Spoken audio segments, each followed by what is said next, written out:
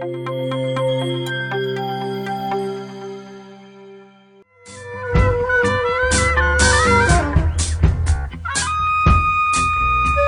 us on Author's Corner this time around here on America Tonight with me, Kate Delaney, is Joellen Capps. And she's written such an interesting novel. It's called Laughter at Dawn. Joellen, thanks for hopping on. Well, you're welcome. Let's talk about writing this novel, because you've dabbled in writing before. I mean, you've written a short story, and I think you have an aptitude for it, is what I'm going to say. You were even in an international literary competition, and you talked about the experiences of your mother, having to put your mother in a nursing home. So this is different, though, doing this novel. What led to this?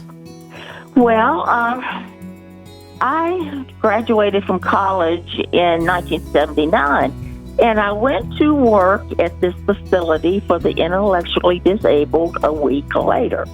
And I thought I'd work a couple years and get some experience and moved on, but I stayed there all my life. And I liked it to a certain point, but it did not meet my needs, I guess is what you would say. I wanted more out of life. I wanted to do more work. I was used to working hard in college, and I came out prepared to work hard, and this job did not allow me to excel. So I was trying to think of, another way to excel. And then people had told me that I had a knack for writing, so I started doing that. And just have been slowly working on this novel. And it was first published in 2013. And it's just been out since then.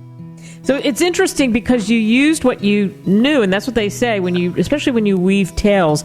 When you look around and there are professions or there's things you observe about people, and you put them in novels, it makes it really strong and your character strong.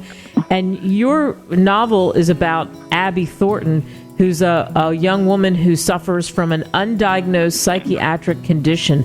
Tell us about Abby and what happens to her. Okay, well, the story starts out, it's set in 1989, and it's a Greenway Developmental Center. It's a state-operated facility, but that's not the name of the facility where I work. That's fiction. And a lot of the characters are fiction, but I would use different personalities from different staff members and put them all into one character. So the story did have the ring of truth at different points. Now, Abby was in foster placement for several years before she came to Greenway Developmental Center. She was abused by one who was a minister of the ministerial family. The minister was very strict with his children and knew that they would not give him any trouble, and he was upset when he got called to school because Abby gave him some trouble.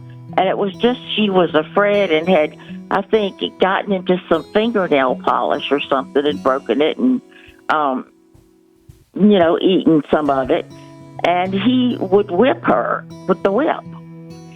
And so that didn't last but so long. She was, social services moved her out of that. And then she went to stay with a lady named Arthur Mae Madison. And she was good friends with the social worker from the social services. So Abby and Arthur Mae hit it off, did very well. But then Arthur Mae had remarried, and Estelle, the social worker, did not know that. So Arthur Mae goes to her mother's in Florida for a week. And during that time, her husband rapes Abby and then acts like nothing's happened. So Abby exhibits behaviors at school, and then her psychiatrist ends up putting her in Greenway because there's nothing else for her in the community. A lot of the families can't deal with her self-injurious behaviors and her psychiatric issues. So she went to Greenway, and 1978, and then goes through what you go through when you're in that kind of a place, which is what you talk about so vividly in your book, hallucinations, things that happened to her, just some really wild twists in this book. We don't want to give it all away, That's but right. But you start to read it and you really get pulled into what happens to her at Greenway, and then we won't tell you what happens at the end. But when you wrote this, was it a challenge for you? Was it fun for you? What was it like to write a novel? it was fun.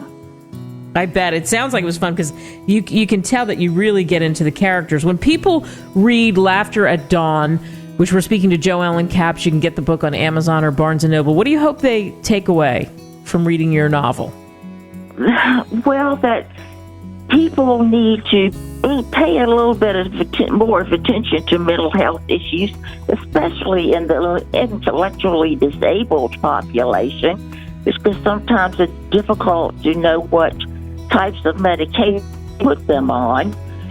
And in this book, the facility director, Bill Farthing, keeps ordering the psychiatrist to put Abby on lots of medicine and then to take her off cold turkey. So no wonder poor Abby's just bonkers, basically, because of what they do to her. And Sally McGraw is a psychologist, and she is Abby's friend and mentor. And also the nurse, Darcy Smoot, is a friend and mentor of Abby's, and she and Sally are both friends with Abby. Abby goes to another facility that can help her with her mental health issues, and there she ends up killing a nurse. And I won't go into a lot of detail, but she was sent back to the facility. But what it is, in brief or in summary, is every time she gets sent out, she gets sent back because of her intellectual disability. The law at that time was saying, if they have any intellectual disability, they go to a facility that serves the intellectually disabled. They don't stay in a mental health facility or psychiatric hospital.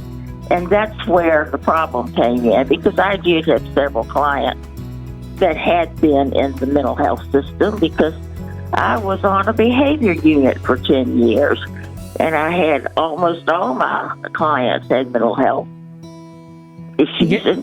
Yeah. Yeah, it was interesting. So you know what it was like to deal with it. I mean, all those years certainly in that field. All right, the name of the book is Laughter at Dawn. Jo Ellen Capps, thanks for coming on. Thank you, Kate.